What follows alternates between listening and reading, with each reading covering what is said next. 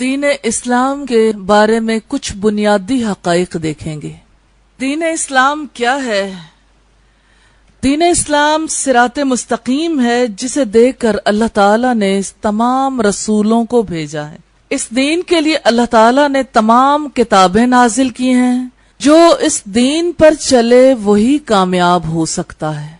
رب العزت کا ارشاد ہے ان الدین عند اللہ الاسلام، یقیناً دین اللہ تعالیٰ کے نزدیک اسلام ہے۔ یہ سورہ آل عمران کی آیت نمبر 19 ہے۔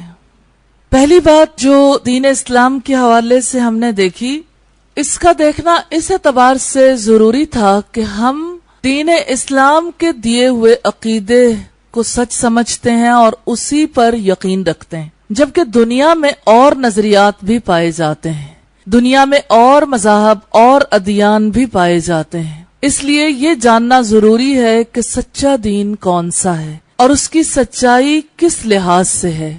تو دین اسلام یہ دراصل صراط مستقیم ہے۔ تمام ادیان کے مقابلے میں یہ دین سچا ہے۔ دوسرے ادیان کیوں سچے نہیں ہیں؟ ان میں جو عقائد دیے گئے، بنیادی حقائق بتائے گئے، وہ درست نہیں ہے، عقل بھی انہیں تسلیم نہیں کرتی۔ مثلا ایک سے زائد خدا، ایک سے زائد الہ کیسے اس دنیا کے نظام کو صحیح چلا سکتے ہیں، جبکہ ایک گھر کا نظام بھی ایکول پاور رکھنے والے دو افراد یا ایک ادارے کا انتظام یا ایک ملک کا انتظام بھی دو افراد جو یکساں پاور رکھتے ہیں نہیں چلا سکتے۔ اس کائنات کی سب سے چھوٹی حقیقت آپ کہہ لیجئے ایٹم کو ہم دیکھتے ہیں کہ اس کا بھی ایک مرکز ہے جس کے گرد سارے الیکٹرانز گھومتے ہیں۔ اقبال کہتا ہے لہو خورشید کا ٹپکے اگر ذرے کا دل چیریں۔ خورشید سورج، لہو سے مراد اس کی انرجی، کہ جو خورشید یا سورج کے اندر انرجی ہے وہ دراصل ایٹم میں بھی موجود ہے۔ ایٹم کی بھی وہی حقیقت ہے جو سورج کی حقیقت، کیونکہ جس وقت ایٹم کو توڑا جائے تو اس سے وہی انرجی نکلتی ہے۔ لیکن اس سے اصل میں مراد یہ ہے ریالٹی ایک ہے، حقیقت ایک ہے، وہ اللہ کی ذات ہے۔ تو یوں دو خداؤں کا عقیدہ ہو یا کئی خداؤں کا، اس کی وجہ سے انسانی زندگی نہیں سنور سکتی۔ آپ اپنے وجود کے اندر دیکھیے، اللہ نے کسی انسان کے دھڑ میں دو دل نہیں رکھے۔ کائنات میں دو خدا کیسے ہو سکتے ہیں؟ کہ جس دین کی بنیاد درست نہیں، اس کے باقی معاملات کیسے درست ہو سکتے ہیں؟ دین اسلام کیا ہے؟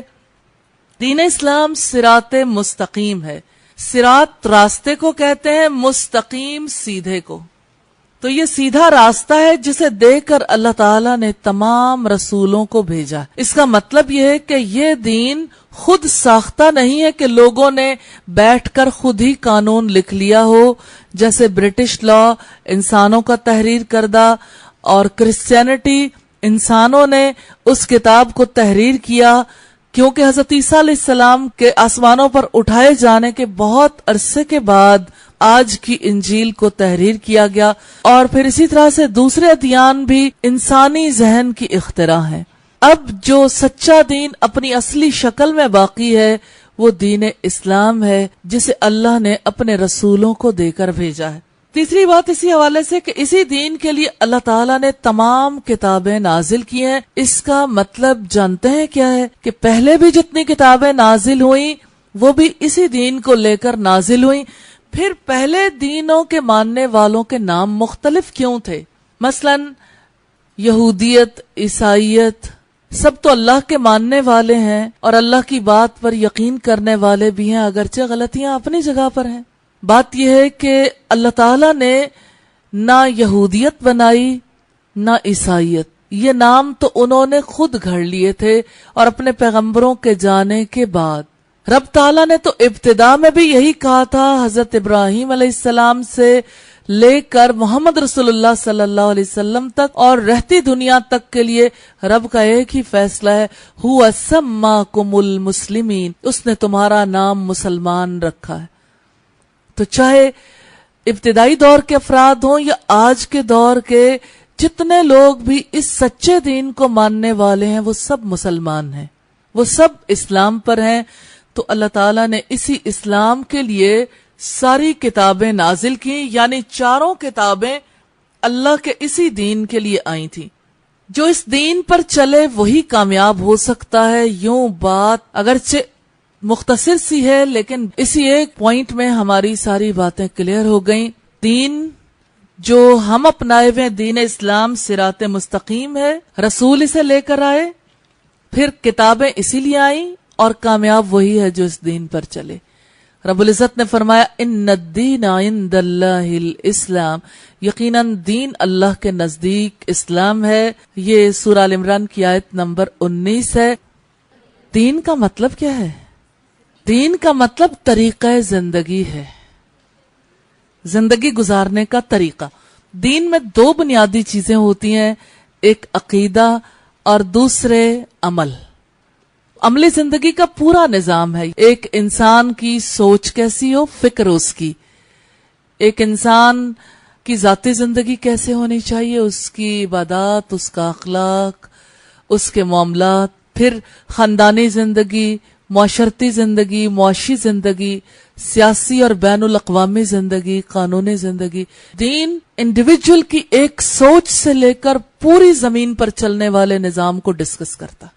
کوئی ایسی چیز نہیں جو دین اسلام کے اندر ہمیں نہ ملتی ہو، جس کی رہنمائی ہمارے پاس نہ ہو۔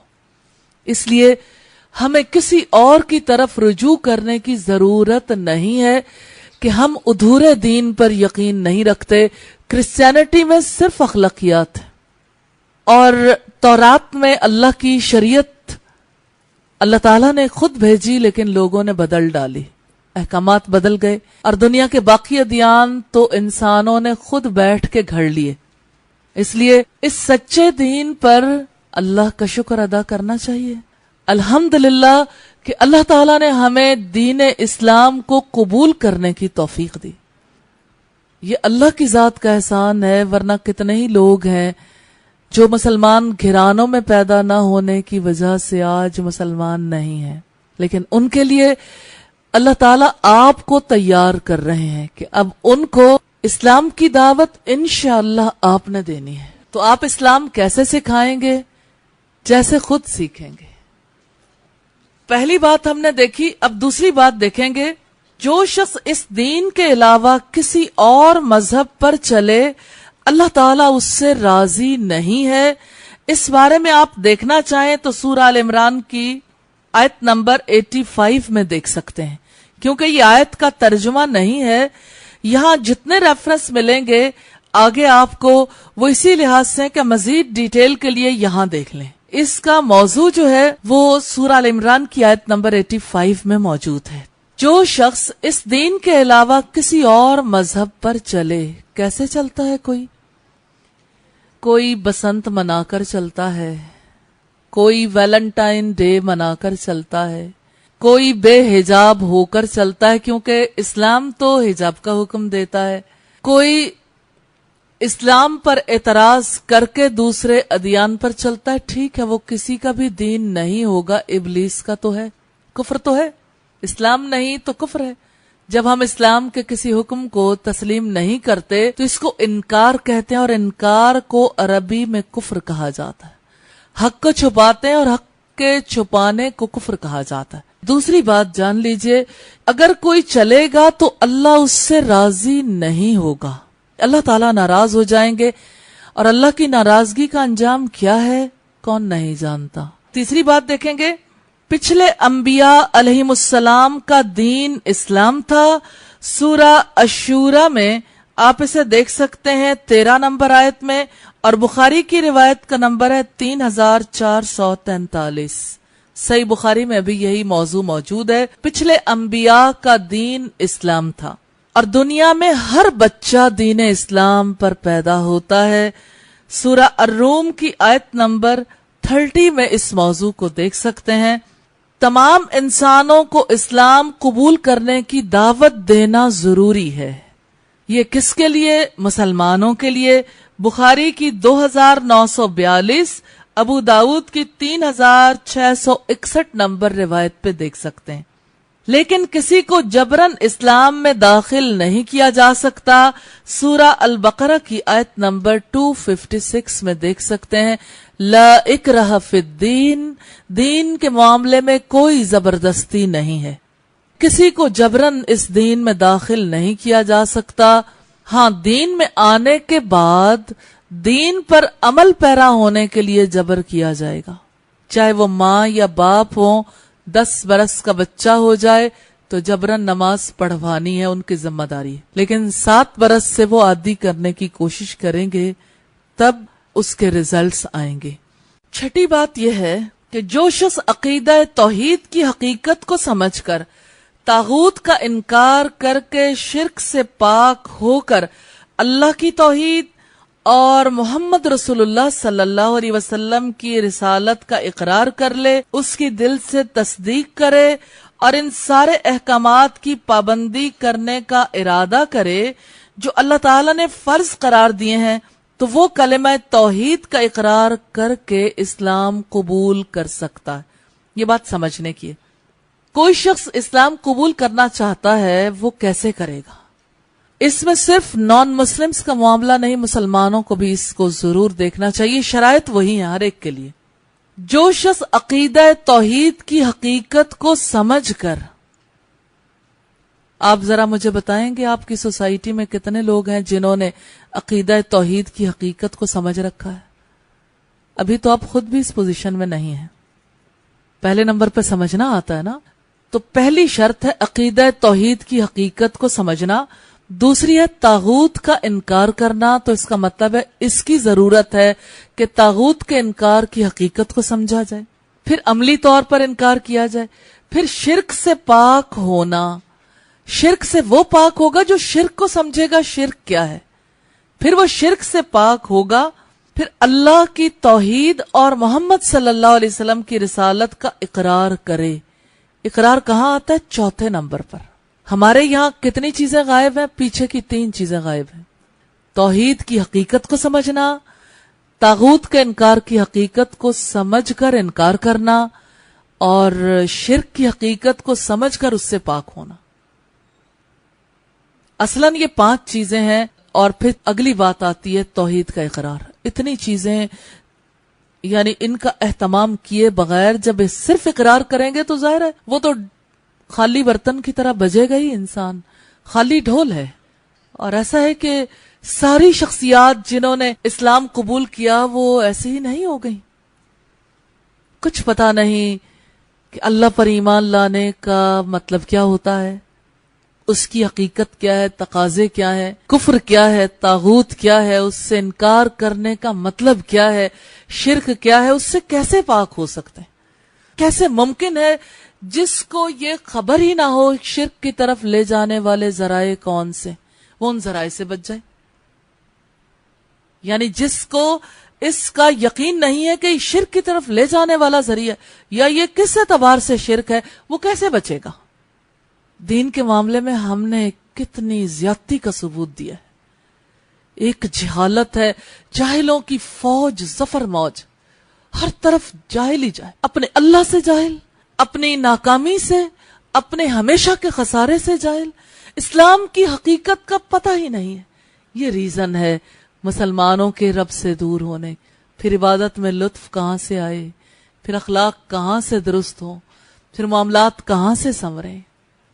تو بنیادی باتیں یہی ہیں کہ یہاں سے یہ کرنے والا کام نہیں کیا۔ پھر آپ دیکھیے کہ اقرار کرنے کے بعد اگلا کام کہ اس کی دل سے تصدیق کرے۔ حقیقت کو سمجھنے والا اسلام کی تصدیق کرتا ہے، اللہ کی ذات کی تصدیق، محمد رسول اللہ صلی اللہ علیہ وسلم کے سچے ہونے کی تصدیق کرے، اور ان سارے احکامات کی پابندی کرنے کا ارادہ کر لے جو اللہ نے فرض قرار دیے ہیں۔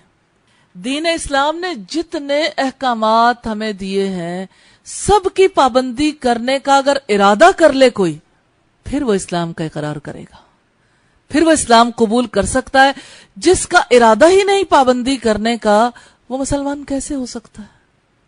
باقی سب غلط فہمیاں ہیں۔ دنیا میں یہ غلط فہمی موت تک جاری رہ سکتی ہے، جانے کے بعد بھی ہو سکتی ہے۔ اللہ کے یہاں کوئی بھی مسلمان ہونے کی حیثیت میں نہیں اٹھایا جائے گا جب تک وہ اس چیز کی پابندی نہ کرے، چاہے وہ کسی کی ماں ہو، چاہے وہ کسی کا والد ہو، شوہر ہو، بیٹا ہو، بیٹی ہو، پیارے بہن بھائی ہو، یا بہت عزیز رشتے ہوں۔ اللہ کا فیصلہ، اللہ کا اصول ایک ہے، جو بھی کفر کا، طاغوت کا انکار کرے گا، توحید کی حقیقت سمجھے گا، پھر شرک کی حقیقت کو سمجھ کر اس سے پاک ہوگا، جو اللہ اور محمد رسول اللہ کا اقرار کرے گا، جو اس دین کے ہر حکم کو ماننے کا ارادہ کرے گا، وہ دائرہ اسلام میں داخل ہو سکتا ہے، بصورت دیگر نہیں۔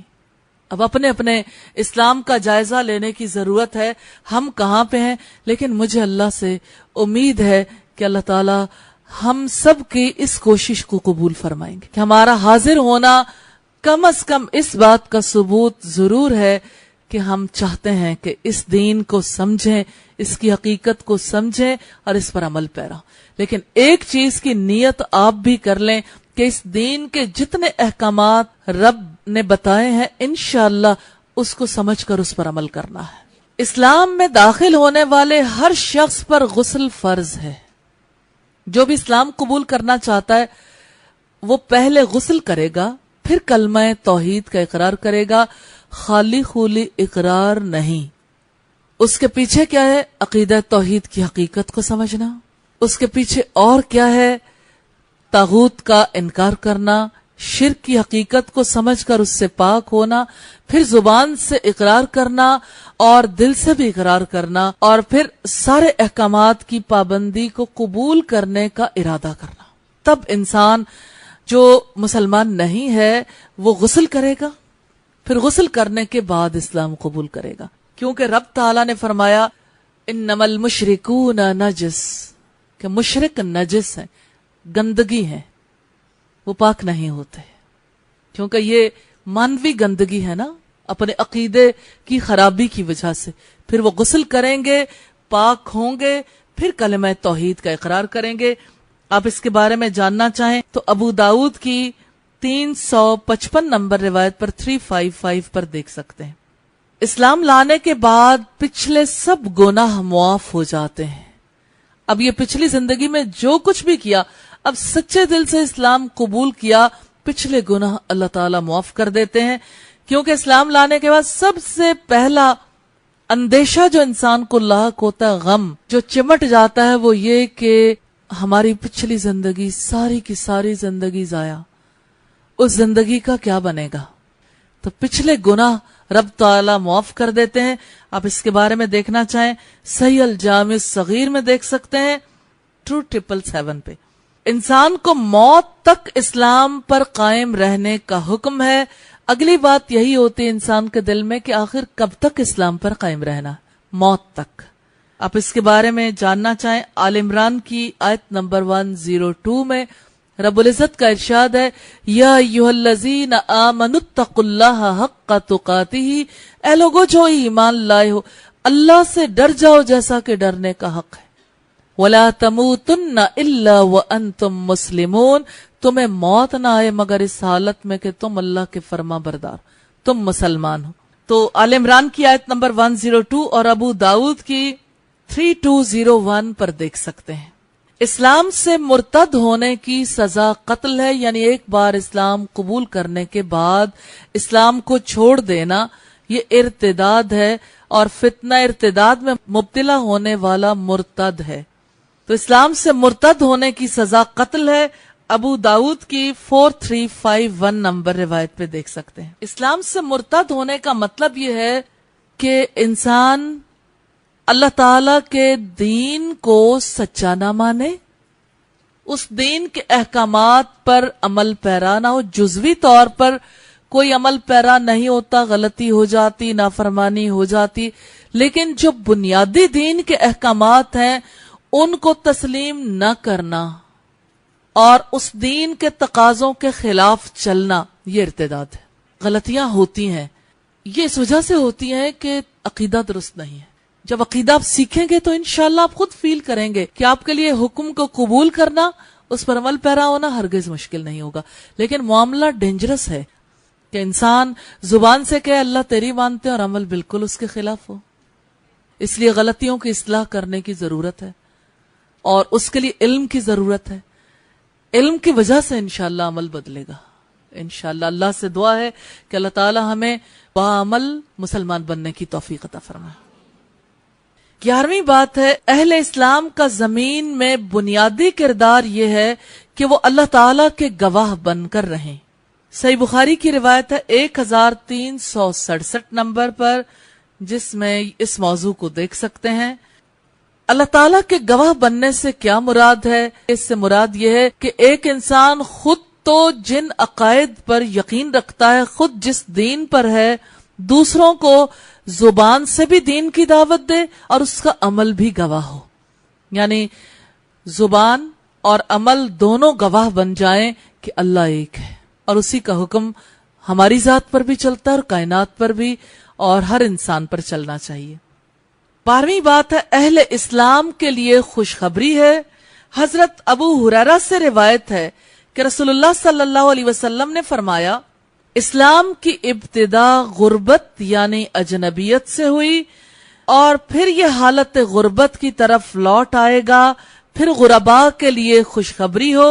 یہ صحیح مسلم کی روایت ہے 372، جس سے ہمیں یہ پتا چلتا ہے کہ اسلام ابتدائی طور پر جن لوگوں کے درمیان آیا وہ اسلام کو سمجھتے نہیں تھے.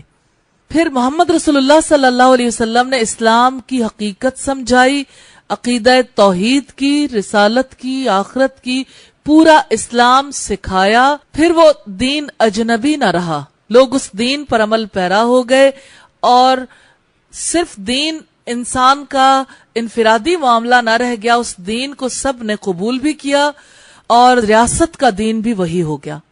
رسول اللہ صلی اللہ علیہ وسلم نے پیشین گوئی کی ہے کہ عنقریب وہ وقت آئے گا جب اسلام ایک بار پھر اجنبی ہو جائے گا، یعنی لوگ دین کی تعلیمات سے غافل ہو جائیں گے، نہیں سمجھیں گے، نہیں جانیں گے، اور ایسے موقع پر وہ لوگ کم ہو جائیں گے جو دین کو سمجھنے والے ہوں گے، یعنی دین کی سمجھ رکھنے والے اجنبی ہو جائیں گے.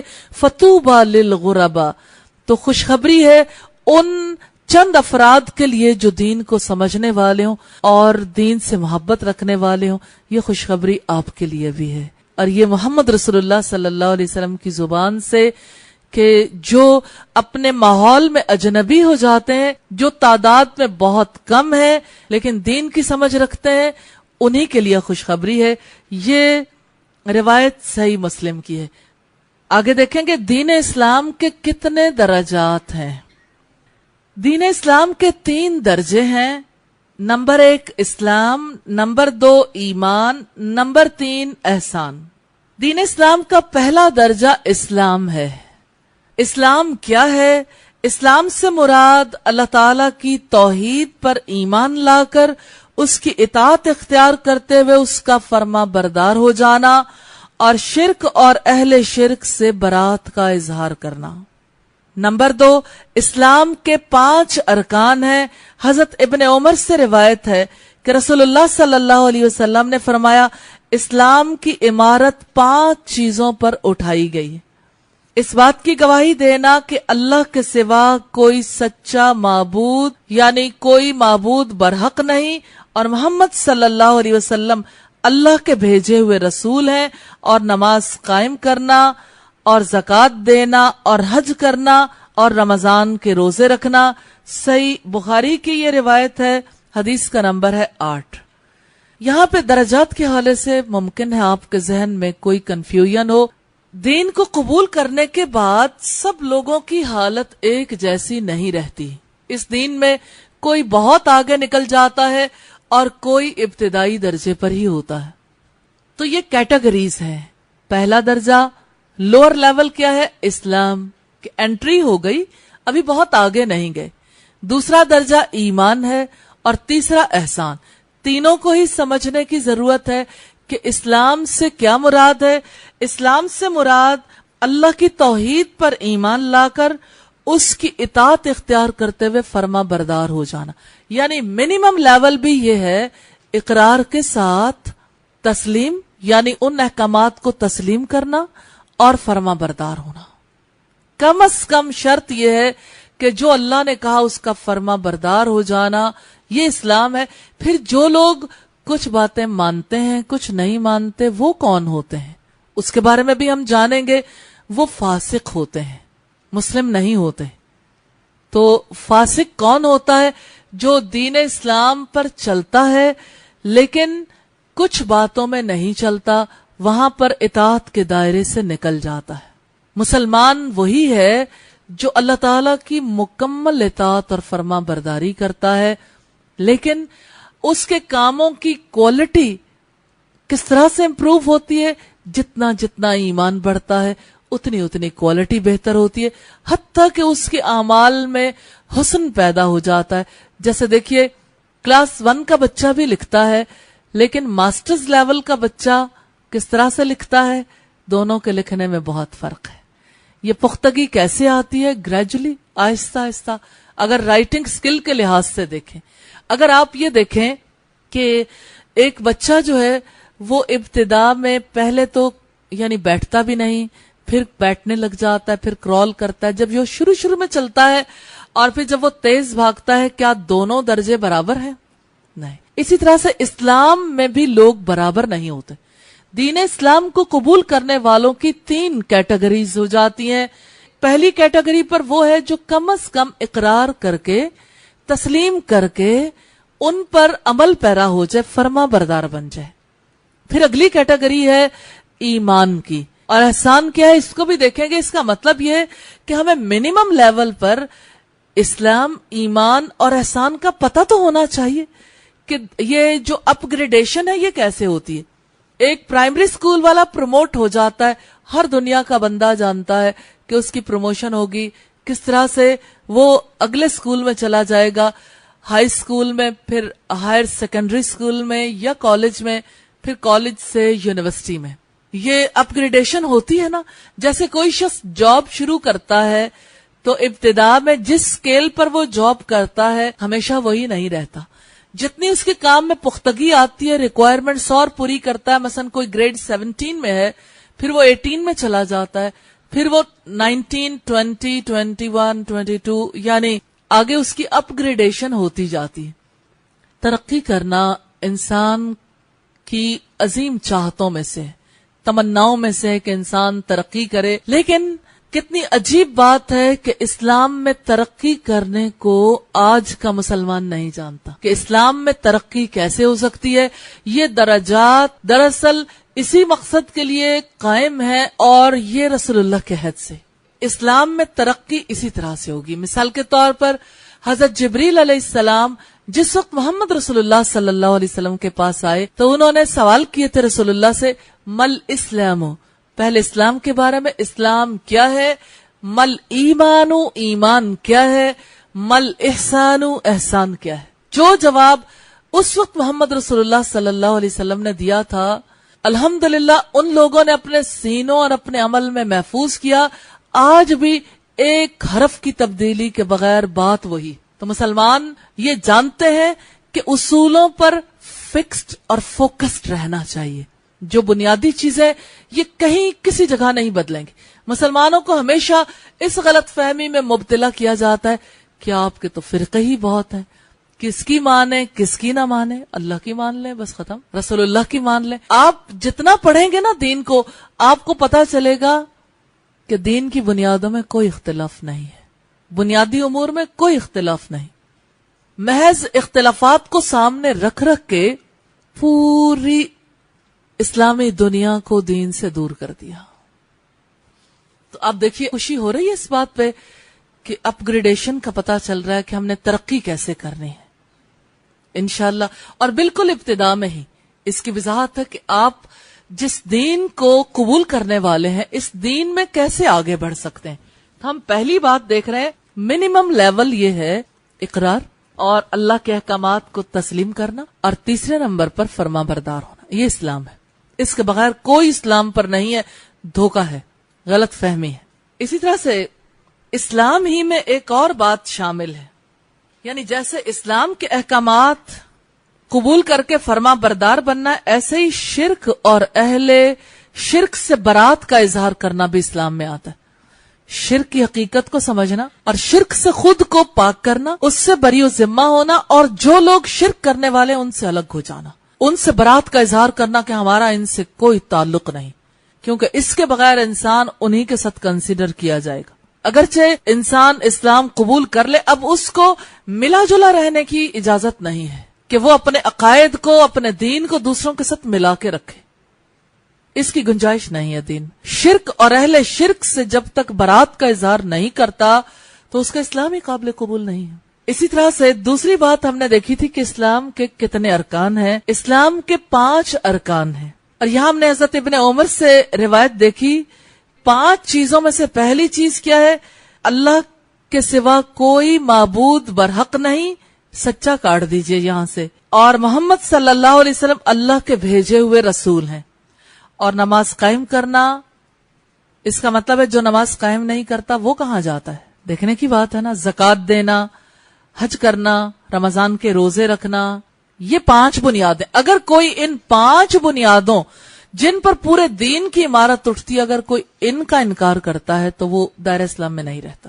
مثلا جیسے فرض کریں کہ کوئی نماز نہیں پڑھتا، اللہ کے رسول صلی اللہ علیہ وسلم نے فرمایا بندے کفر اور شرک میں فرق کرنے والی چیز نماز، اور آپ نے فرمایا ہمارے اور ان مشرکوں اور کافروں کے درمیان معاہدہ نماز کی بنیاد پر ہے، عہد کی بنیاد یہ ہے، جس نے اس عہد کو نبھایا وہ اسلام میں ہے، جس نے نہیں نبھایا وہ دائرہ اسلام میں نہیں ہے۔ جو شخص نماز نہیں پڑھتا، جب اس نے ایک نماز چھوڑی ہے وہ دائرہ اسلام سے باہر ہو چکا ہے، چاہے وہ اسے تسلیم کرے یا نہ کرے، یا دنیا کے تمام افراد اکٹھے ہو جائیں، اللہ کی باتیں بدلنے والی نہیں، اللہ کے کلمات بدلنے والے نہیں، اللہ کا طریقہ کار بدلنے والا نہیں، دین طے شدہ ہے۔ اب آپ یہ دیکھیے کہ کوئی شخص ایک نماز پڑھ لیتا ہے، اگلی مس کر دیتا ہے، اب وہ پھر دوبارہ نماز پڑھ لیتا ہے، نہ توبہ کرتا ہے، نہ کوئی سلسلہ جاری رکھتا ہے، وہ اسلام پر نہیں ہے، وہ فاسق ہے۔ فاسق ہے، کبھی کر لیا کبھی نہیں کیا۔ اگر کسی نے نماز ترک کر دی، کوئی ایک نماز بھی ترک کی اور اس کی ڈیتھ ہو جاتی ہے تو اس پر اہل اسلام کے احکامات لاگو نہیں ہوں گے، اور اس کے احکامات بہت شدید ہیں۔ مسلمانوں کے قبرستان میں دفن نہیں کیا جا سکتا، جو شخص نماز نہیں پڑھتا اس کا ذبیحہ نہیں کھایا جا سکتا، جو شخص نماز نہیں پڑھتا اس کے ساتھ نکاح نہیں ہو سکتا، بہت سخت احکامات ہیں اس کے۔ اور اگر ہماری سوسائٹی میں آج مساجد خالی ہیں تو اسی وجہ سے کہ اس حقیقت کا پتہ نہیں۔ یہاں پر اسلام کے ارکان کے حوالے سے دوسرے رکن کو بھی دیکھیں گے، زکوٰۃ۔ حضرت ابوبکر صدیق نے جس وقت مانعین زکوٰۃ کے خلاف جہاد کرنے کی ٹھانی، اس موقع پر حضرت عمر نے کہا وہ نماز پڑھتے ہیں، کیا آپ ان کے خلاف تلوار اٹھائیں گے؟ تو حضرت ابوبکر صدیق نے کہا اللہ کی قسم جب تک یہ صلاۃ اور زکوٰۃ میں فرق کرتے رہیں گے میں ان کے خلاف تلوار اٹھاؤں گا۔ آج افراد اور حکومتوں کا یہی حال ہے، نہ صلاۃ نہ زکوٰۃ، پھر بھی اپنے آپ کو مسلمان محسوس کریں، اصلاً مسلمان نہیں ہیں، اصلاً اسلام پر نہیں ہے۔ اسی طرح سے حج کے بارے میں حضرت علی کا قول ہے، جس نے استطاعت ہونے کے باوجود حج نہ کیا اس کو چاہیے کہ وہ یہودی ہو کر مر جائے یا عیسائی ہو کر مر جائے، اس کا اسلام سے کوئی تعلق نہیں۔ رکن جو ہے وہ کسی چیز کی بنیاد ہوتی ہے، بنیاد نہ رہے تو عمارت نہیں رہتی، یہ سادہ سا اصول ہے۔ جب انسان کا دل پریشان ہوتا ہے نا اپنے حالات پر، اس کے لیے رب تعالیٰ نے جو راستہ بتایا ہے وہ استغفار کا ہے۔ استغفر اللہ پڑھیں اور اللہ سے دعا کریں کہ اللہ تعالیٰ ہمیں اپنی طرف رخ کرنے اور اپنے دین کو قبول کرنے اور اس پر عمل پیرا ہونے کی توفیق عطا فرمائے۔ ایمان کے حوالے سے پہلی بنیادی بات یہ ہے کہ ایمان کیا ہے۔ شریعت کی اصطلاح میں ایمان دل کے اعتقاد، زبان کے اقرار اور اعضاء کے عمل کا نام ہے۔ ہم نے ایمان کا اصطلاحی مفہوم دیکھا، تینوں باتیں دیکھیں گے۔ ایمان دل کے اعتقاد کا نام ہے، یعنی ایمان کے درجے تک انسان اسی وقت پہنچتا ہے جب یقین دل کے اندر اتر آئے۔ اب جانتے ہیں انسانی زندگی کی مجبوری ہے، انسان جس چیز کو سمجھتا ہے اور اپنے لیے نفع مند محسوس کرتا ہے وہ چیز اس کے دل کے اندر اترتی ہے۔ کم از کم درجہ اس کا یہ ہے کہ انسان اس کو اچھا جانے، جس چیز کا انسان کو علم نہیں ہوتا یا جس چیز کو انسان اچھا نہیں سمجھتا تو اس کو دل کے اندر جگہ نہیں دیتا. تو ایمان دل کا اعتقاد کیسے بنتا ہے یا دل کے اندر رب کی بات کیسے جگہ پکڑتی ہے؟ علم کے توسط سے. انسان پہلے جانتا ہے، پھر سمجھتا ہے، پھر وہ بات دل کے اندر اتر آتی ہے. یہ دل کا اعتقاد ہے. جو بات دل کے اندر گہری جگہ بنا لیتی ہے، اپنی جڑیں جما لیتی ہے، اس کا اظہار انسان کی زبان سے ہوتا ہے اور اعضاء بھی ویسا ہی عمل کرتے ہیں. یہ کوارڈینیشن کیسے پیدا ہوتی ہے؟ یقین کی مضبوطی کی وجہ سے. ہم پہلے دیکھ آئے ہیں کہ عقیدہ وہ بیج ہے جو دل کے اندر اگتا ہے اور جس کے اثرات انسان کے اعمال میں نظر آتے ہیں، زندگی میں نظر آتے ہیں. یا عقیدے کی مثال ایسی ہے جیسے کسی عمارت کی بنیاد ہو. جتنی کوئی بنیاد مضبوط ہوتی ہے اتنی ہی عمارت مضبوط ہوتی ہے. تو دل کا اعتقاد جتنا پختہ ہوتا ہے اتنا ہی زیادہ زبان کا اقرار اور اعضاء کا عمل درست ہوتا چلا جاتا ہے. تو ایمان کا تینوں چیزوں سے تعلق ہے، دل، زبان اور عمل. اور اگر آپ دیکھیے اعمال کو آپ تقسیم کرنا چاہیں تو یہی تین چیزیں 3 حصوں میں تقسیم کر سکتے ہیں ہم. یا تو دل کا عمل ہوتا ہے یا زبان کا یا اعضاء کا. تو ایمان کا تعلق دل سے بھی ہے، زبان سے بھی ہے اور عمل سے بھی ہے. دوسری اہم بات ایمان کے حوالے سے یہ ہے کہ اللہ تعالیٰ اور اس کے رسول پر ایمان، یہ ایمان جو ہے 2 شہادتیں ہیں. ان کے بغیر انسان اسلام میں داخل نہیں ہو سکتا اور یہ زبان اور دل کے اقرار سے ہی ممکن ہے. یہ بات بھی سمجھنے کے لائق ہے. 2 شہادتیں، شہادت گواہی کو کہتے ہیں. جو شخص دین اسلام میں داخل ہونا چاہتا ہے اسے 2 گواہیاں دینی پڑتی ہیں. ایک گواہی اللہ رب العزت کے ایک ہونے کی اور دوسری محمد رسول اللہ صلی اللہ علیہ وسلم کے رسول، میسنجر، پیغمبر ہونے کی، کہ وہ اللہ کی جانب سے آئے. انہوں نے جو کچھ کہا وہ رب کی طرف سے تھا، جو انہوں نے کیا اس پر رب راضی تھا. انہیں اللہ تعالیٰ نے ہمارے لیے نمونہ بنایا. اب ہمیں انہی کے راستے پہ چلنا ہے. یہ 2 گواہیاں دیے بغیر کوئی شخص مسلمان نہیں ہو سکتا، ایمان والا نہیں ہو سکتا.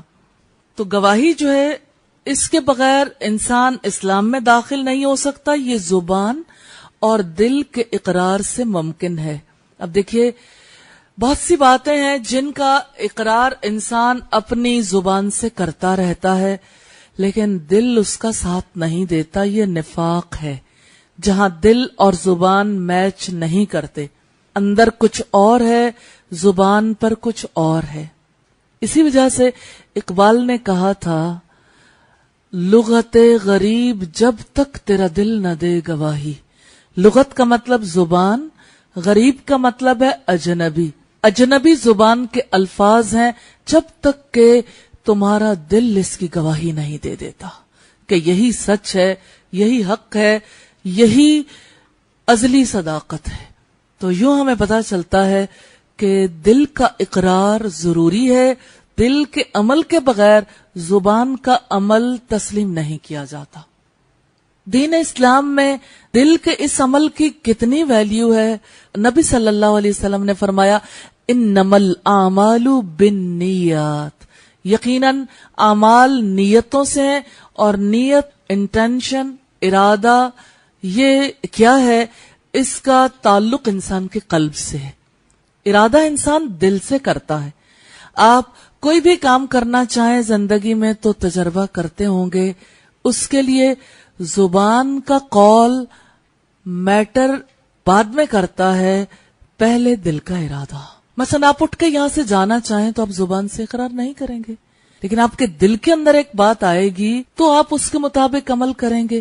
اسی طرح سے جیسے شدت کی پیاس لگ رہی ہے، ضروری نہیں آپ زبان سے اقرار کریں، لیکن دل ارادہ کرتا ہے اٹھوں اور پیاس بجھا لوں، یا یہ ہے کہ اس کے لیے کوئی بھی سورس اختیار کروں. اب آپ دیکھیے کہ آپ جب اٹھتے ہیں یہ کام کر لیتے ہیں، زبان سے اقرار تو نہیں کیا، لیکن دل کے اندر ارادہ ہے، تو ارادے کے ساتھ زبان کا اقرار ایکسپٹیبل ہے. دل کے اعتقاد کے بغیر، دل کے یقین کے بغیر خالی خولی زبان سے اقرار کی کوئی ویلیو نہیں ہے. اس لیے دل کا اعتقاد پہلے، زبان کا اقرار بعد میں، اور اعضاء کا عمل اس کے ساتھ چاہیے. زبان کا ثبوت جب انسان کے اعمال دیتے ہیں تب اللہ کے یہاں اسے سچا مومن کنسیڈر کیا جاتا ہے کہ اس کی زبان اور اس کا دل سچ کہتے ہیں. تیسری اہم بات یہ ہے کہ ایمان میں عمل بھی شامل ہے، اور عمل سے مراد دل، زبان اور اعضاء کا عمل ہے.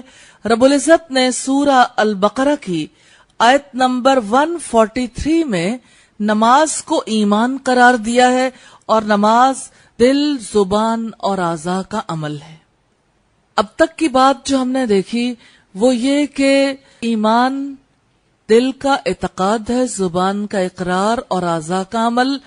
دوسری بات ہم نے یہ دیکھی کہ انسان اسلام میں 2 گواہیاں دیے بغیر داخل نہیں ہو سکتا، اور یہ گواہیاں دل اور زبان دونوں سے چاہیے. تیسری ہم بات ہم نے یہ دیکھی کہ ایمان میں عمل شامل ہے. ہماری سوسائٹی کا سب سے بڑا ایشو یہ ہے کہ ایمان کا تعلق نہ تو دل سے سمجھتے ہیں نہ اعضاء سے، فقط زبان کے اقرار کو ایمان سمجھا جاتا ہے.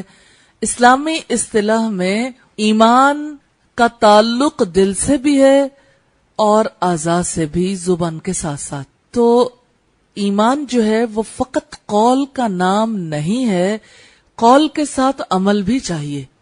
یہ عمل کس کا ہے؟ دل کا بھی، زبان کا بھی، اعضاء کا بھی. جیسے ہم نے سورہ البقرہ کی آیت نمبر 143 کے ریفرنس سے یہ بات کی کہ اللہ تعالیٰ نے اس آیت میں نماز کو ایمان قرار دیا ہے، اور نماز میں انسان دل سے ارادہ بھی کرتا ہے، دل کا عمل بھی شامل ہوتا ہے، زبان سے الفاظ کی ادائیگی بھی، اور اعضاء کا عمل بھی. تینوں چیزوں کے مجموعے کے ساتھ نماز ادا کرتے ہیں، اور نماز کو رب العزت نے ایمان قرار دیا. اس سے یہ پتہ چلتا ہے کہ ایمان دراصل قول اور عمل دونوں کا نام ہے. یعنی قول کے ساتھ جب تک عمل نہیں ہوتا ایمان مکمل نہیں ہوتا. چوتھی بات ہے کہ ایمان میں کمی بیشی ہوتی رہتی ہے. بخاری کی کتاب الایمان باب نمبر 33 سے پہلے، یعنی حدیث نمبر 44 ہے، اس سے پہلے اس کا تذکرہ ملتا ہے. الایمان یزید وینقص، ایمان گھٹتا بھی ہے اور بڑھتا بھی ہے. تو ایمان میں کمی بیشی ہوتی. ایمان ایسے کا ایسا نہیں رہتا کہ پیدا ہوئے تھے مسلمان گھرانے میں، لہذا ریلیجن کے خانے میں اسلام لکھا گیا ہمارے نام، اور اب ہم اسی طرح کے مسلمان ہیں. ابتدائی دور کے مسلمان تھے، یعنی وہ لوگ جنہوں نے اپنے عمل سے اسے ثابت کیا تھا. تو ایمان میں کمی بیشی ہوتی رہتی ہے. تو ایمان اطاعت اور فرما برداری سے بڑھتا ہے. ایمان میں اضافے کے کچھ اسباب ہیں، اور وہ یہ ہیں: نمبر 1، اللہ تعالیٰ کی کتاب قرآن مجید اور سنت رسول صلی اللہ علیہ وسلم کا علم حاصل کرنا اور اس کے مطابق عمل کرنا.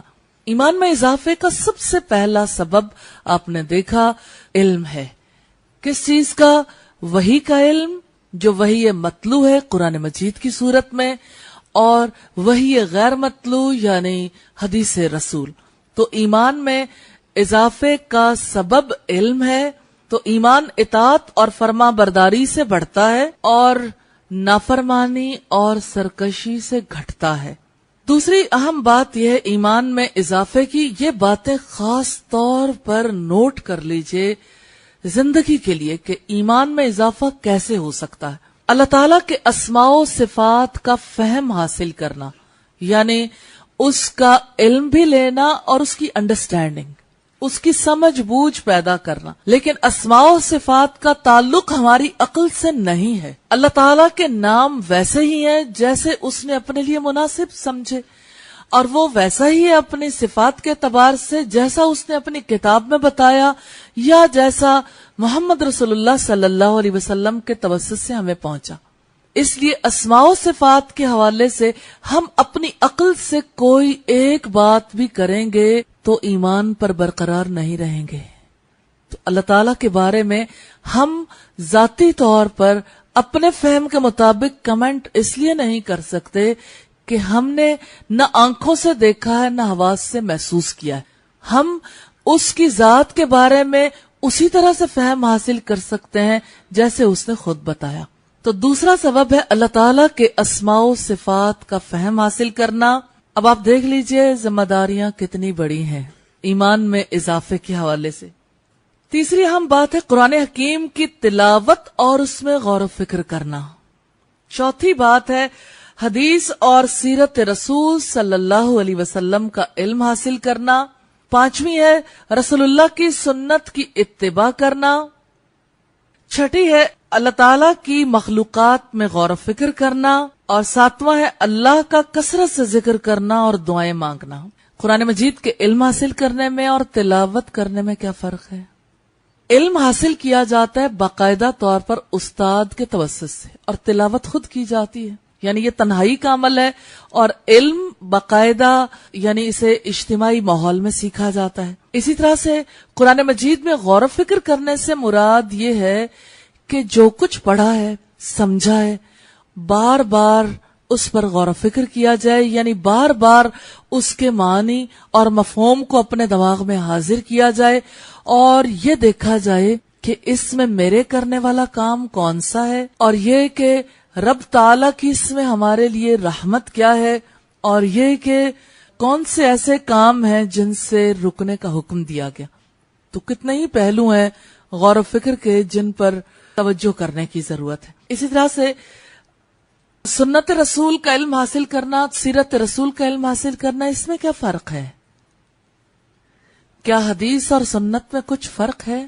حدیث میں رسول اللہ صلی اللہ علیہ وسلم کا قول، آپ صلی اللہ علیہ وسلم کا فعل، اور جس پر آپ خاموش رہے، تینوں باتیں شامل۔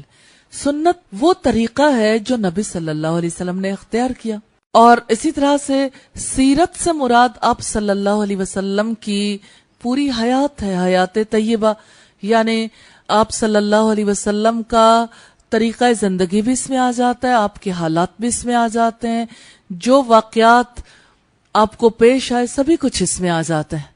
تو اصطلاحی اعتبار سے تینوں میں تھوڑا فرق ہے۔ سیرت کا علم یعنی اس میں اگرچہ احادیث بھی شامل ہو جاتی ہیں، سنت بھی آ جاتی ہے، لیکن سیرت اس میں نبی صلی اللہ علیہ وسلم کی ذاتی زندگی کی زیادہ ڈیٹیلز ہیں، آپ کی لائف ہسٹری بھی آ جاتی ہے، اس میں آپ صلی اللہ علیہ وسلم کے کارنامے بھی آ جاتے ہیں، اور آپ صلی اللہ علیہ وسلم کا طریقہ زندگی بھی آ جاتا ہے۔ اس وجہ سے تینوں چیزوں کا علم حاصل کرنا ضروری ہے۔ پھر آپ دیکھیے رسول اللہ صلی اللہ علیہ وسلم کی سنت کی اتباع کرنا، تو علم میں اور اتباع میں کیا فرق ہوتا ہے؟ علم کا مطلب ہے کہ اس کا پتہ چل گیا، سمجھ لیا۔ اتباع کا مطلب ہوتا ہے پیروی کرنا، یعنی اس کو اپنی عملی زندگی میں اختیار کرنا۔ تو یہ ایمان میں اضافے کے اسباب ہیں۔ اسی طرح اللہ تعالیٰ کی مخلوقات میں غور و فکر کرنا۔ مخلوقات کیا ہیں؟ یعنی انسان، حیوانات، نباتات، اور وہ ساری مخلوقات جو آنکھ سے دکھتی نہیں ہیں، یعنی جو حواس کے دائرے میں آ ہی نہیں سکتی، لیکن ان کی ایک بہت بڑی تعداد ہے جو حواس کے دائرے میں آتے ہیں، ان کے مقابلے میں وہ مخلوقات بہت زیادہ ہیں جو چھپی ہوئی ہیں۔ مثال کے طور پر فرشتے، تو فرشتے اللہ تعالیٰ کی مخلوق ہے جو نافرمانی نہیں کرتی رب تعالیٰ کی۔ تو ہم نے یہ دیکھا کہ اللہ تعالیٰ کی مخلوقات میں غور و فکر سے ایمان میں اضافہ ہوتا ہے۔ مثال کے طور پر قرآن حکیم میں اگر آپ دیکھیے تو قرآن حکیم میں یہ غور و فکر کی دعوت کثرت سے دی گئی۔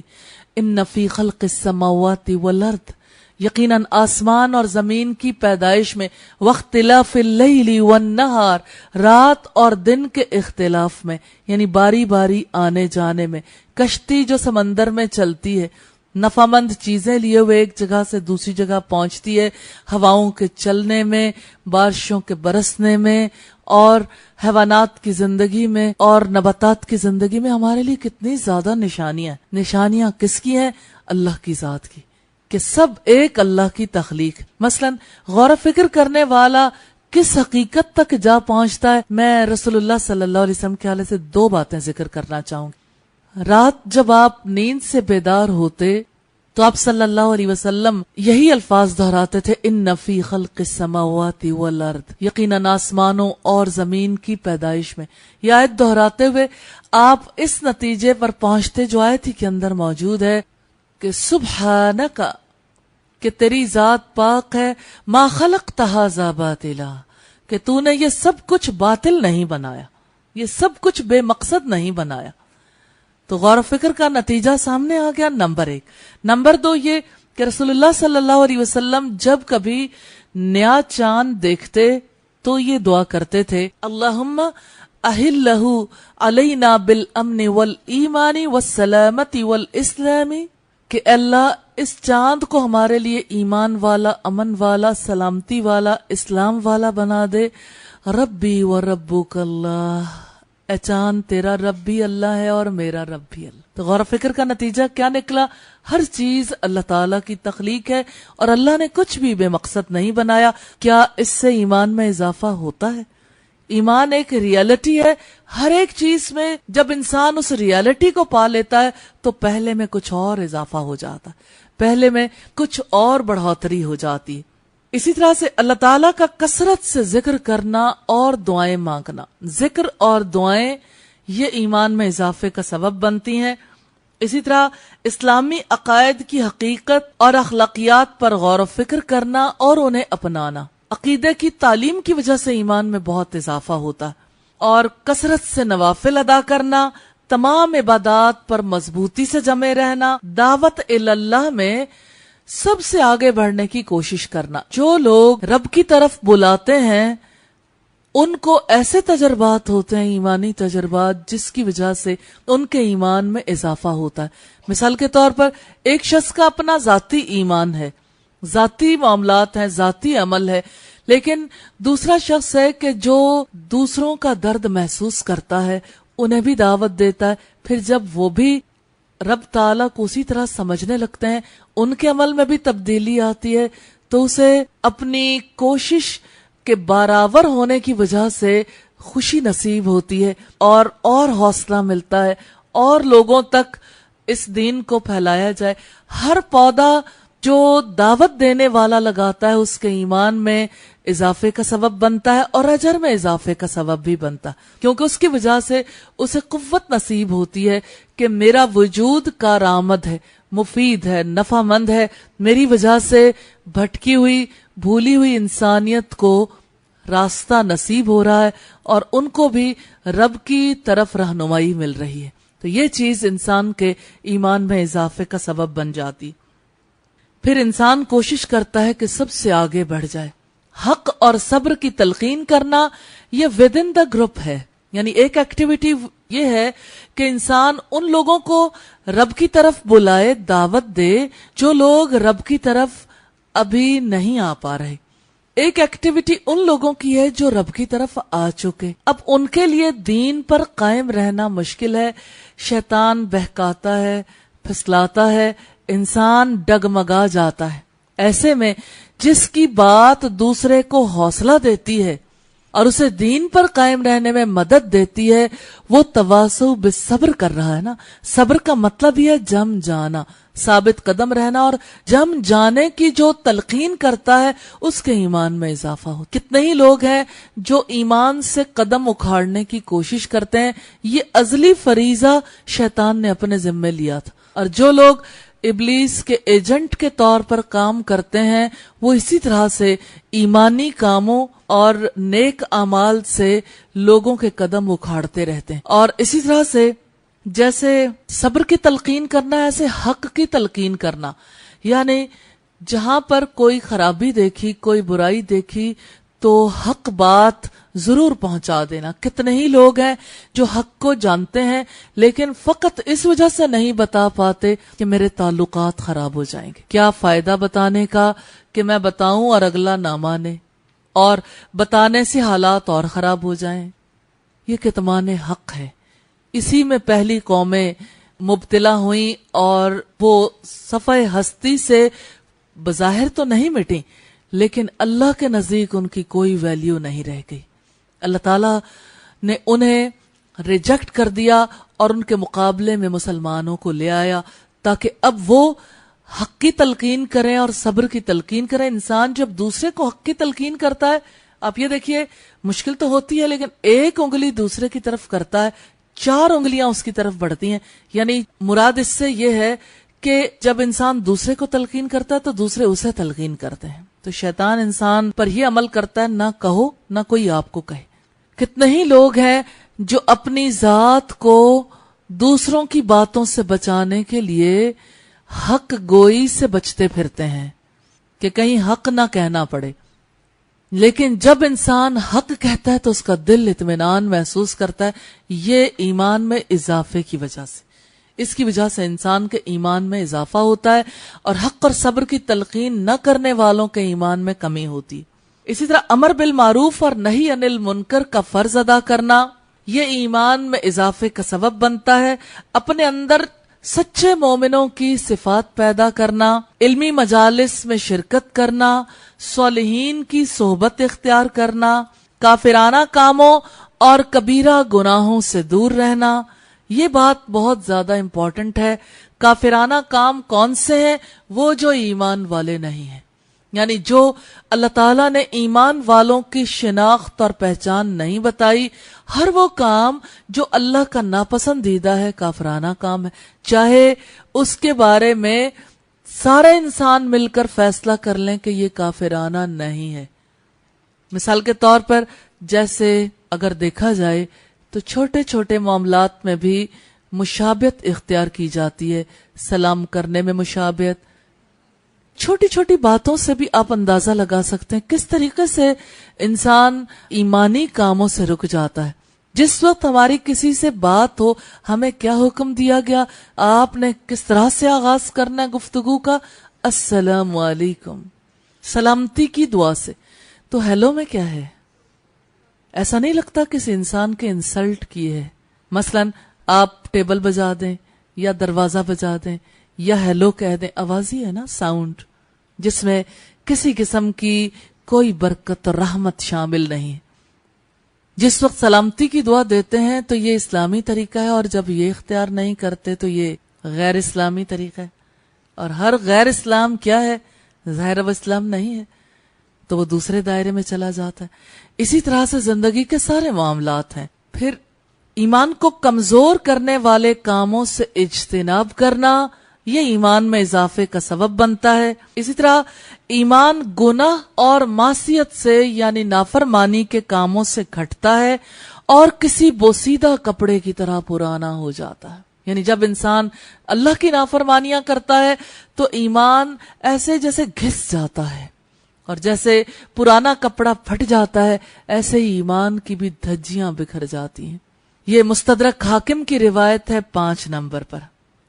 تو ایمان میں کمی کے چند اہم اسباب یہ ہیں. نمبر 1، دین سے اعراض کرنا، یعنی دین سے منہ پھیر لینا، نہ دین کا علم حاصل کرنا، نہ دین پر عمل کرنے کو اپنی ذمہ داری محسوس کرنا، یہ دین سے منہ پھیرنا. نہ دین کی دعوت دینے کو اپنا معاملہ سمجھنا، نہ دین کی سربلندی کو اپنا معاملہ سمجھنا، یہ دین سے اعراض کرنا ہے.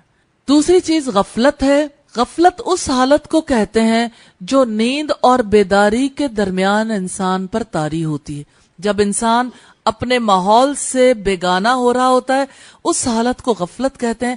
کان اگرچہ کھلے ہیں، آوازیں پڑ رہی ہیں لیکن کچھ پتہ نہیں چلتا، سمجھ نہیں آتی. آنکھیں جو دیکھ رہی ہوتی ہیں دھندلا رہا ہوتا ہے.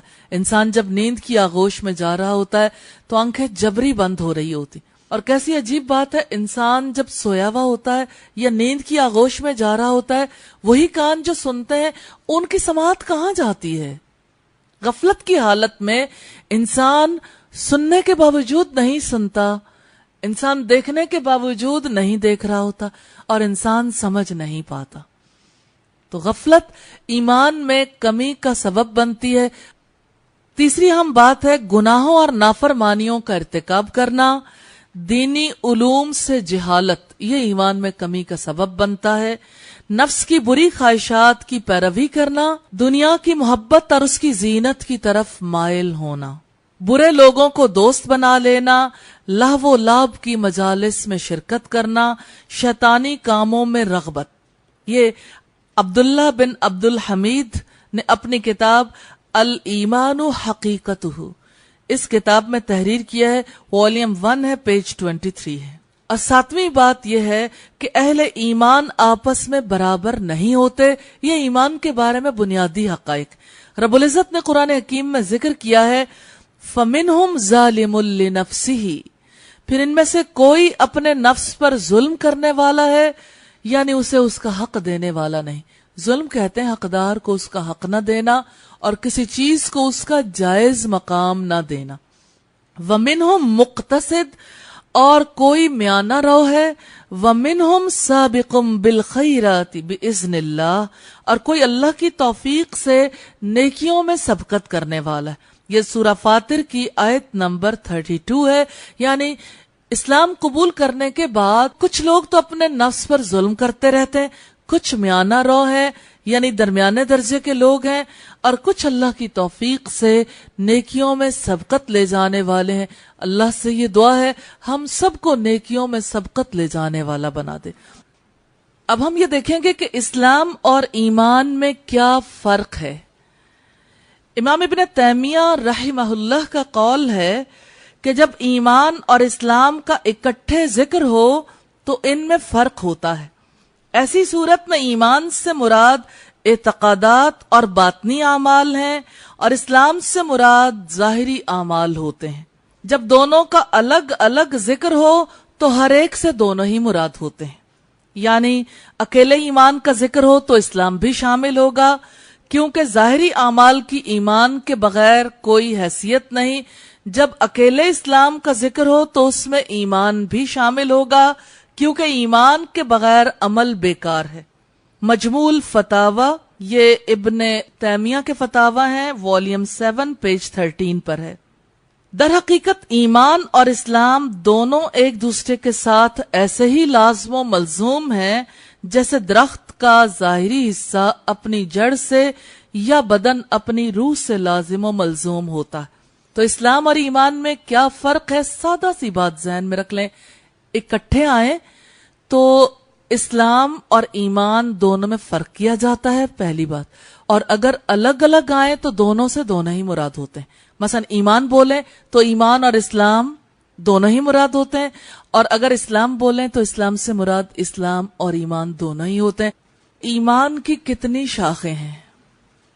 حضرت ابو ہریرہ رضی اللہ تعالی عنہ سے روایت ہے، انہوں نے کہا نبی صلی اللہ علیہ وسلم نے فرمایا ایمان کی 60 سے کچھ اوپر شاخیں ہیں، اور حیا بھی ایمان کی ایک شاخ ہے۔ روایت ہے صحیح بخاری کی، حدیث نمبر ہے 9۔ شاخ اصل تنے کے ساتھ چمٹی ہوئی ہوتی ہے، اور تنے کی ایکسٹینشن سمجھ لیں، یعنی شاخوں کی وجہ سے ہی اظہار ہوتا ہے کسی بیج کا، کسی پودے کا۔ جو پودا، جو درخت لگایا جاتا ہے اس کا پتہ اس کی شاخوں سے ہی چلتا ہے، کیونکہ شاخوں پر پتے لگتے ہیں، شاخوں پر ہی پھل پھول لگتے ہیں۔ تو ایمان کی 60 سے کچھ اوپر شاخیں ہیں، اور حیا بھی ایمان کی ایک شاخ ہے۔ نبی صلی اللہ علیہ وسلم نے فرمایا حیا اور ایمان دونوں ساتھ ساتھ رہتے ہیں، ایک اٹھے تو دوسرا بھی اٹھ جاتا ہے۔ اور آپ نے فرمایا اذا لم تستحی فاصنع ما شئت، جب تم بے حیا ہو جاؤ پھر تمہارے جو جی میں آئے کر گزرو۔ یعنی حیا کے ساتھ ہی انسان ایمان پر قائم رہتا ہے، اور جب انسان سے حیا اٹھتی ہے تو پھر ایمان اور ایمان والے کام باقی نہیں رہتے۔ تو حیا یہ بنیادی صفات میں سے ہے اور بنیادی ایمان کے کاموں میں سے ہے. اور ایمان کی ہم نے دیکھی 60 سے کچھ اوپر شاخیں، مختلف روایات میں ان کی تعداد اس سے زیادہ بھی ملتی ہے. بہقی نے ایک کتاب لکھی ہے شعب الایمان کے حوالے سے، یہ ایمان کی شاخوں پر، بہت ہی عمدہ اور بہت اچھی کتاب ہے. اللہ تعالیٰ سے دعا ہے کہ سب کو توفیق دے کہ اپنے ایمان کو مضبوط کرنے کے لیے عمدہ کتابوں سے فائدہ اٹھا سکیں. یہ کتاب ہے عربی زبان میں، لیکن اس کا ٹرانسلیشن اردو میں بھی ہو چکا. تو ایمان کے کیا ارکان ہیں؟ ارکان رکن کی جمع ہے، جو کسی چیز کا ایسا اہم جز ہوتا ہے جس کے بغیر وہ مکمل نہیں ہوتی. ایمان کا اگر ایک رکن ساقط ہو جائے تو انسان مومن نہیں رہتا، خواہ وہ ایمان کے کتنے ہی دعوے کرے. پہلی بات ہم نے دیکھی کہ رکن ایسا حصہ ہے، ایسا جز جس کے بغیر کوئی چیز مکمل نہیں ہوتی، یعنی ایک بیسک سٹرکچر جس پر کوئی چیز قائم ہوتی ہے، اس کے ہر حصے کو رکن کہتے ہیں. ایمان اپنے تمام ارکان کے ذریعے ہی مکمل ہو سکتا ہے. یہ بات بڑی امپورٹنٹ ہے. کچھ لوگوں کا یہ خیال ہے کہ چلیے ہم فلاں نیکی کا کام تو کر رہے ہیں. نیکیاں اپنی بنیاد کے بغیر قبول نہیں ہوتی، جیسے کوئی عمارت اپنی تمام بنیادوں کے بغیر قائم نہیں رہ سکتی. اگر ایک بنیاد بھی منہدم ہو جائے، کمزور ہو جائے، عمارت کا وجود باقی نہیں رہ سکتا. اس لیے ساری ہی بنیادوں کا مضبوط ہونا ضروری ہوتا. اور آپ دیکھیے کہ اگر ایک روم ہے مثلاً، تو اس کی ایک دیوار گر جائے تو اس دیوار کے گرنے کی وجہ سے باقی بھی، یعنی پورے روم کو یا پوری عمارت کو خطرہ لاحق ہو جاتا ہے، پھر وہ بھی قائم نہیں رہتی. اسلام میں جزوی نیکیوں کے طور پر قبول نہیں کی جاتی. رب العزت کا ارشاد ہے، یا ایھا الذین آمنوا ادخلوا فی السلم کافہ، اے لوگو جو ایمان لائے ہو، اسلام میں پورے کے پورے داخل ہو جاؤ. اس وجہ سے جہاں تک دین کی بنیادوں کا تعلق ہے، دین کے ارکان کا تعلق ہے، ان میں سے کسی ایک کے بغیر اسلام قبول نہیں ہوتا. مثال کے طور پر جیسے آپ دیکھیں گے کہ ایمان کے جو ارکان ہیں، اس میں اللہ پر ایمان ہے، فرشتوں پر ہے، اسی طرح کتابوں پر، رسولوں پر.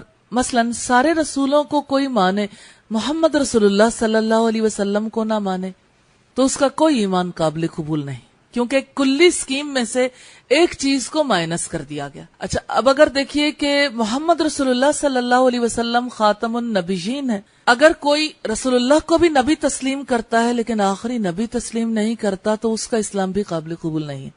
ارکان میں سے کوئی ایک رکن بھی اگر انسان اس کو قبول نہیں کر رہا تو اس کا ایمان قابل قبول نہیں ہے، وہ ایمان والا نہیں ہے. تو سارے ہی اجزاء کے ساتھ ایمان کمپلیٹ ہوتا ہے. ایمان اپنے تمام ارکان کے ساتھ ہی مکمل ہو سکتا ہے. تیسری بات ہے، ایمان کے 6 ارکان ہیں. اللہ تعالیٰ پر ایمان، فرشتوں پر ایمان، رسولوں پر ایمان، آسمانی کتابوں پر ایمان، یوم آخرت پر ایمان، اور اچھی اور بری تقدیر پر ایمان. دین اسلام کے 3 درجات ہیں، یعنی جو شخص بھی دین اسلام میں داخل ہوتا ہے، ابتدا میں وہ اسلام کے لیول پر ہوتا ہے، پھر اس سے اوپر والا درجہ ایمان ہے، اور سب سے اوپر والا درجہ احسان ہے. اس لیے ہم یہ دیکھیں گے کہ احسان کسے کہتے ہیں. احسان عبودیت کی منازل میں سے افضل ہے، کیونکہ وہ ایمان کا لب لباب، اس کی روح اور اس کا کمال ہے. یہ روایت نظرۃ النعیم کی ہے، والیوم 2 ہے، پیج 72 ہے. عبودیت بندگی کو کہتے ہیں، یعنی اوپر تو رب ہے نا، وہ مالک، وہ آقا، اور ہم اس کے غلام، ہم اس کے بندے ہیں. تو بندوں کا جو سٹیٹس ہے، جو مقام ہے، اس مقام میں سے افضل مقام کون سا ہے؟ یہ احسان کا مقام. سب سے زیادہ اوپر کا درجہ کسے ملے گا؟ سادہ لفظوں میں تو یہ احسان کی روش اختیار کرنے والوں کو. اس لیے اس کے بارے میں جاننا بہت ضروری ہے کہ احسان کسے کہتے ہیں. فیروز آبادی کہتے ہیں کہ 2 وجوہات سے احسان کا لفظ استعمال ہوتا ہے. اور وہ وجوہات کیا ہیں؟ نمبر 1، دوسرے پر انعام کے لیے جب یہ کہا جاتا ہے کہ فلاں کے ساتھ احسان کرو، اور دوسرے اپنے کام میں احسان، اور وہ یہ ہے کہ جب وہ جانے تو اچھی طرح سے جانے یا عمل کرے تو اچھی طرح عمل کرے۔ نظرۃ النعیم کی روایت ہے، والیوم 2 ہے، پیج 68۔ اب آپ دیکھیے گا یہاں سے کہ عام طور پر ہمارے یہاں جو احسان کا ورڈ یوز ہوتا ہے وہ دوسرے پر انعام کرنے کے حوالے سے یا دوسرے کے ساتھ حسن معاملہ کے حوالے سے، مثلا آپ کا مجھ پر بہت احسان ہے، یا یہ ہے کہ میرا کوئی آپ پر احسان نہیں ہے۔ یہ فقرے عام طور پر یوز کیے جاتے ہیں۔ ان کے یوز کرنے کے پیچھے کیا ہوتا ہے کہ آپ نے مجھ پر بڑا انعام کیا یا میں نے آپ پر کوئی انعام نہیں کیا، میرا آپ پر کوئی احسان نہیں ہے، یعنی اس کے بوجھ تلے مت دبو، میں نے جو کچھ کیا وہ تو اپنے رب کے لیے کیا۔ اچھا، ایک طرف تو یہ بات ہو گئی، دوسری طرف یہ بات ہے، اس کو سمجھنے کے لیے ضروری ہے کہ احسان بنیادی طور پر کیا ہے۔ ایک چیز تو آپ نے دیکھ لی، دوسرے حسین نون، اس کا روٹ ہے احسان کا۔ حسن کہتے ہیں خوبصورتی کو، بیوٹی کو، اور حسن کہتے ہیں کسی چیز کی خوبی کو۔ اور اگر احسان کو ہم دیکھیں تو احسان حسن سے بنا ہے، یعنی عام طور پر ایک عمل کو انجام دے دینا، عمل تو ہو جاتا ہے لیکن اگر اسے بہت اچھے طریقے سے انجام دیا جائے تو یہ حسن عمل کا جو لیول ہے اسے احسان کہا جاتا ہے۔ مثال کے طور پر کوئی شخص وضو کرتا ہے تو اس نے وضو کر لیا، وضو کے سارے کام پورے کیے، لیکن اس کی اتنی زیادہ توجہ نہیں تھی میں کر کیا رہا ہوں، ارد گرد باتوں میں بھی مصروف رہا، اس کو یہ احساس ہی نہ رہا کہ میں کیا کام کر رہا ہوں۔ اگرچہ اس نے ابتدا میں بسم اللہ بھی پڑھی اور ابتدا میں نیت بھی رکھی اچھی، لیکن بیچ میں اس دوران اس کے حالات اتنے اچھے نہیں رہے، اور آخر میں چاہے اس نے دعا پڑھ لی لیکن اس کا وضو تو ہو گیا لیکن احسن درجے کا وضو نہیں۔ نبی صلی اللہ علیہ وسلم نے فرمایا جب تم وضو کرو تو بہت اچھے طریقے سے وضو کرو۔ تو اچھے طریقے میں کیا شامل ہے کہ انسان اندر اور باہر سے یکسو ہو کر ایک کام کو انجام دے۔ جیسے فرض کریں کہ آپ علم حاصل کر رہے ہیں، آپ سن رہے ہیں، دو صورتیں ہو سکتی ہیں کہ آپ سنیں، سرسری سا سنیں، اور ایک پوری توجہ کے ساتھ سنیں۔ جب آپ سنیں گے، توجہ کے ساتھ سنیں گے، کنسنٹریشن کے ساتھ، اس نیت کے ساتھ کہ انشاءاللہ یاد کرنا ہے، عمل کرنا ہے، اس کو آگے پہنچانا بھی ہے، تو یہ دونوں درجے برابر تو نہیں ہو سکتے۔ سرسری سننے میں اور بھرپور نیت کے ساتھ اچھے طریقے سے سننے میں فرق۔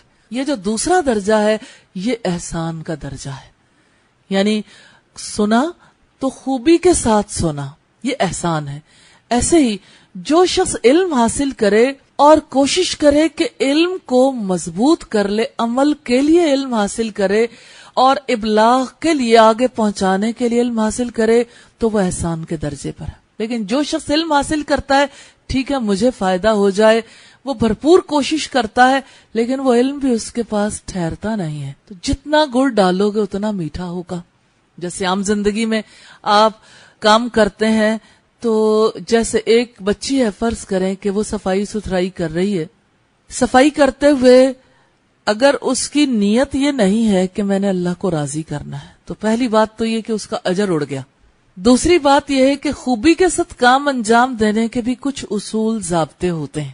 مثلا آپ نے صفائی ستھرائی کرنی ہے تو آپ نے اندر باہر سے ہر طریقے سے صفائی کا پورا لحاظ رکھنا ہے۔ اس کے لیے جس روم کی صفائی کرنی ہے اس کی چھت بھی صاف ستھری ہو، اس کی لائٹس بھی، اس کے پنکھے بھی، اس کی دیواریں، اس کے دروازے، کھڑکیاں بھی، اس کے شیشے بھی صاف ستھرے ہوں، اس میں پڑا ہوا فرنیچر بھی بالکل صاف ہو، اور اس کے فرش پہ اگر درمیان میں کارپیٹ پڑا ہوا ہے تو اسے فولڈ کر کے نیچے سے بھی صفائی کی ہو، کارپیٹ کو بھی اچھے طریقے سے صاف کیا ہو، اور ہر جگہ سے پورے طریقے سے حق ادا کیا ہو، تو یہ احسن درجے کی صفائی ہے، یہ اعلیٰ ترین صفائی ہے۔ لیکن اگر کوئی شخص اللہ کی رضا کے لیے کام کرے لیکن ڈنڈی مارے، ڈنڈی مارنے کے تو کوئی حد ہی نہیں ہے نا کہ کہاں تک ڈنڈی ماری جا سکتی ہے. یعنی انسان فرش کو پوری طرح سے صاف نہ کرے، یا یہ ہے کہ انسان جو ہے وہ اگر صفائی کرے تو فرنیچر کو پوری طرح صاف نہ کرے، یا سامنے حصے کی صفائی کر لے، جو نظر نہیں آتا اس کی صفائی نہ کرے، اور یا یہ ہے کہ نیچے والی صفائی تو ٹھیک کر لی، اوپر جالے لٹک رہے ہیں. تو میں نے یہ مثال روزمرہ کی زندگی سے اس حوالے سے دی ہے کہ سمجھنا آسان ہوتا ہے. تو اس کو اعلیٰ درجے کی صفائی نہیں کہہ سکتے، اعلیٰ درجے کا کام نہیں کہہ سکتے. تو اعلیٰ درجے کا وہ کام ہوتا ہے جس میں نیت اللہ کی رضا ہو، کہ انسان اللہ سے اجر پانے کے لیے کام کرے. نمبر 2 یہ ہے کہ اس کو بھرپور طریقے سے نک سک سے درست کر کے انجام دے. پھر وہ احسان کے لیول کا کام ہے. اس وجہ سے دین اسلام میں یہ ہائیسٹ لیول ہے. اب آپ اگر نماز کی طرف آ جائیے تو اعلیٰ ترین نماز کون سی ہے؟ جس میں انسان اپنی باتیں سوچتا رہے، یا اعلیٰ ترین نماز کوئی اور ہے؟ اعلیٰ ترین نماز وہ ہے کہ انسان نماز کے لیے اچھا وضو کرے اور اللہ کی طرف بھرپور توجہ رکھے. رسول اللہ نے سادہ سے 2 نقطے بتائے تھے کہ آپ اللہ کی عبادت ایسے کرو گویا کہ اسے دیکھتے ہو، یعنی مشاہدے کی سٹیج ہے، یا اگر تم اسے نہیں دیکھتے وہ تو تمہیں دیکھتا ہے، یعنی کسی کی نظروں کا احساس. کوئی مجھے دیکھتا ہے، یہ مراقبے کا معاملہ ہے کہ آپ پوری طرح سے کسی کی نظروں میں خود کو فیل کرتے ہو تو آپ کے کام کی کوالٹی بہتر ہو جاتی ہے. تو یہ نماز کی کوالٹی کو بہتر بنانے کے طریقے ہیں کہ انسان ہمہ متوجہ رہے اور اللہ کو اپنے سامنے محسوس کرے یا اللہ کی نظروں میں خود کو محسوس کرے. یہ احسان کا درجہ ہے. دوسری بات ہے، حدیث جبریل میں رسول اللہ صلی اللہ علیہ وسلم نے احسان کی تعریف کی ہے، ان تعبد اللہ کأنک تراہ، تم اللہ کی عبادت اس طرح کرو گویا تم اسے دیکھ رہے ہو. اگر یہ درجہ حاصل نہ ہو تو پھر یہ تو سمجھو کہ وہ تم کو دیکھ رہا ہے. یہ صحیح بخاری کی روایت ہے، حدیث کا نمبر ہے 50. اس کے مطابق اس کے 2 درجے ہیں. اعلیٰ درجہ مشاہدے کا ہے، انسان دل کی حاضری کے ساتھ اللہ تعالیٰ کی عبادت کرے گویا کہ وہ اللہ کو دیکھتا ہے.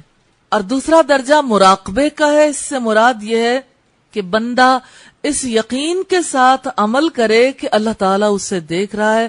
اس مراقبے سے مراد وہ مراقبے نہیں ہیں جس کے لیے ہال بنائے جاتے، مراقبہ ہال، کیونکہ اس کا دین کے ساتھ کوئی تعلق نہیں ہے. مراقبے میں تو ایک مومن ہر وقت ہی رہنا چاہیے کہ اسے ہر وقت اللہ کی نظروں کو خود پر محسوس کرنا چاہیے. نگرانی کیسے ہوتی ہے؟ کوئی دیکھتا ہے کہ ایک باپ اور بیٹا پھل چرانے کے لیے ایک باغ میں گئے، باپ اوپر چڑھ گیا اور کہنے لگا اپنے بیٹے سے کہ اگر کوئی آئے یا کوئی دیکھے تو مجھے بتا دینا. باپ اوپر چڑھا، بیٹے نے شور مچا دیا، کوئی دیکھتا ہے کوئی دیکھتا ہے. باپ بھاگ کے نیچے آیا، ادھر دیکھا ادھر دیکھا، اسے کوئی نظر نہ آیا. کہنے لگا کون دیکھتا ہے؟ مجھے تو کوئی نظر نہیں آ رہا. بیٹے نے کہا اللہ دیکھتا ہے. باپ نے کہا یہ تو مجھے پتا ہے اللہ دیکھتا، لیکن دونوں کے درجے میں کتنا فرق ہے. ایک کو نگرانی کا شعور ہے، وہ شعور اسے تڑپا رہا ہے، اور دوسرے کو کوئی احساس نہیں ہے جو اسے چوری پہ مجبور کر رہا. تو یہ بے حسی پہلے آتی ہے اور برائی بعد میں، پھر انسان برا عمل کر گزرتا. تو احسان کا درجہ کیا ہے کہ انسان یا تو یہ محسوس کرے کہ رب کی ذات میرے سامنے، یا یہ کہ میں اس کی نظروں میں ہوں، اللہ دیکھ رہا. تو یہ مشاہدہ اور مراقبہ 2 منازل ہیں اس کی احسان کی، منازل ہیں اس کی احسان کی، منازل ہیں اس کی احسان کی، منازل ہیں اس کی احسان کی، منازل ہیں اس کی احسان کی، منازل ہیں اس کی احسان کی، منازل ہیں اس کی احسان کی، منازل ہیں اس کی احسان کی، منازل ہیں اس کی